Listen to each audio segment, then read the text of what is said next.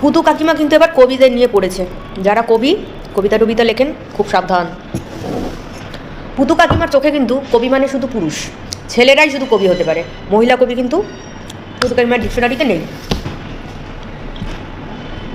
কারণ পুতু কাকিমার ধারণা হচ্ছে সামনে নারী বসিয়ে না রাখলে কবিদের নাকি কলম চলে না। নারীদের দেখবে, সেই দেখে দেখে মনের মধ্যে কল্পনা করবে, তারপরে নাকি দুই কলি লিখতে পারে। এবার ঘটনা হচ্ছে যারা মহিলা লেখালেখি করেন তারা কাকে বসিয়ে রেখে লিখবেন? যাই হোক, ওইসব ঘটনায় আসছি না, ফালতু কথা। ঘটনা যেটা সেটা হচ্ছে এবার পুতু কাকিমার বক্তব্য হচ্ছে যেসব মেয়েদের মধ্যে কমনীয়তা নমনীয়তা আছে, চোখে কাজল পরে, লিপস্টিক পরে, তাদেরকে বসিয়ে রেখে কবিরা লিখতে পারে।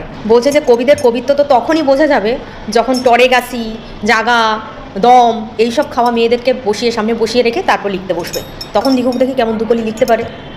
বুঝতে পেরেছেন তো আমি কোন জিনিসগুলোর কথা বলছি? পেট কাটা জামা পরে ঘুরে বেড়ায়, ছেলে ছেলে দেখতে, মদ্দা মদ্দা টাইপ কথাবার্তা ব্যবহার, এদেরকে সামনে বসিয়ে রেখে দিয়ে লিখুক দেখি কেমন দু লাইন লিখতে পারে, একটা শব্দও বেরোবে না। ঠিক আছে, এইটা হচ্ছে পুতু কাকিমার ধারণা। আমি এবার ভয় পাচ্ছি মনে মনে যে কবে আবার পুতু কাকিমা কবি না হয়ে পড়ে।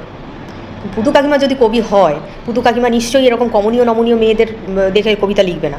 কারণ ধারণাই হয়ে গেছে পুতু কাকিমার যে দম খাওয়া, জাগা টানা, তারপর টরেগাছি খাওয়া, এইসব করা মেয়েদের সামনে বসিয়ে যদি লিখতে পারো তবেই তুমি আসল কবি, নচেত নয়।